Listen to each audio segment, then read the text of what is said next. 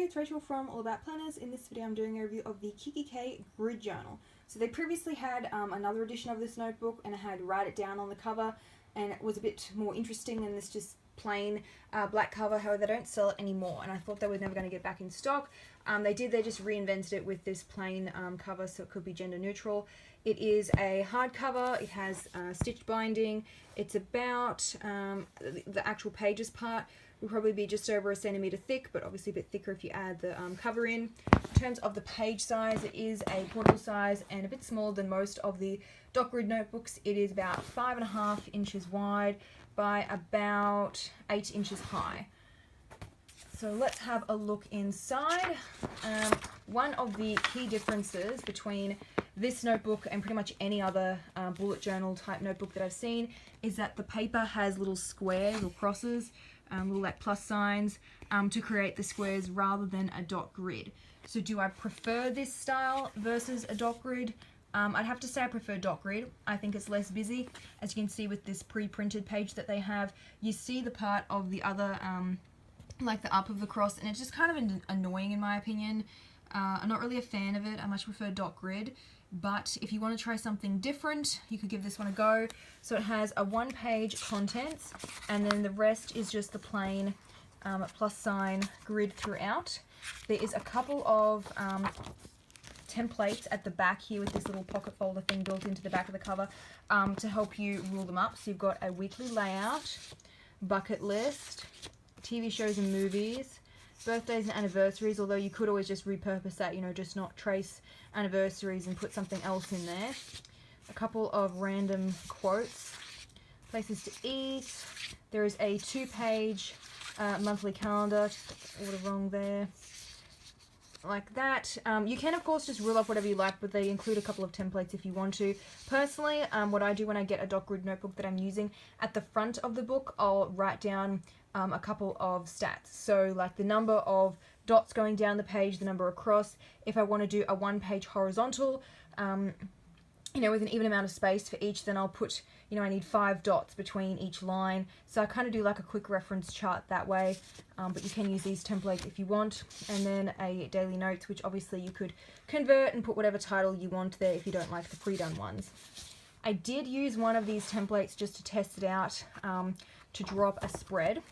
So I used that horizontal weekly one, and that's how it turned out. So one thing to note that I think is kind of a big deal, it didn't cover the full width of the page. So as you can see, there's quite a big gap up the top, and then, sorry, the length of the page, I mean, didn't cover the full length of the page. There's a fair bit of space at the top and the bottom. So Sunday technically now has more space than Saturday. You could like box it out, you know, draw a line to divide it, but yeah, I don't particularly like the template thing. I think I'd rather just do a freehand. When I slipped it under the piece of paper, I could see it clear enough to trace it. However, that also means that the paper is quite thin and you can see some ghosting. This was a friction erasable pen. You can see some ghosting on the back. For my list page that I'm going to use for my second half of my weekly spread, I just went freehand. I did a top 3 at the top. I could box that out if I wanted to. And then this is where I'm going to write all my tasks. So you could use just 1 line for your text, but I think that would get a bit bunched. So I'm going to use 2 lines for each to do, and I'd rather write bigger than keep it super small and crammed. So I think overall it looks a bit busy with the plus signs, and I think I would prefer a dot grid, but that's just personal preference. I did also do a pen test, if I can find where I put it, where I did it, with some gel pens, some ballpoint, and some fine tip. Now of course I can't find it because there is only one ribbon bookmark, which again is kind of a con for me. Where did it go? There we go. Okay, sorry, bear with me. Okay, so I did a couple of gel pens, ballpoint, marker style pens, fine tip, needle tip, the usual. So the friction erasable erased fine, very smooth, bright white paper, looks good. I did the stamps. The Mandy ones had a bit of bleed through, they always do, and so did my marker pen, my Uni P and the Muji Hexa. The highlighters had a fair bit of ghosting as well, so if I was going to use this notebook, I would do writing on one side of the page and then I wouldn't write on the other side, because I don't like writing on when it's, you know, you can see the back. I prefer to just start with a clean, fresh page, so keep that in mind. It's not necessarily the best paper quality. Book was about $20, so if you use your $10 anniversary voucher, it makes it quite cheap. But would I pay $20? Given that the paper quality is not the greatest, I probably wouldn't, and I'm also not a fan of the crosses, so I would just go with the general, dot grid notebook. I don't think this is better than the other dot grid notebooks that are around.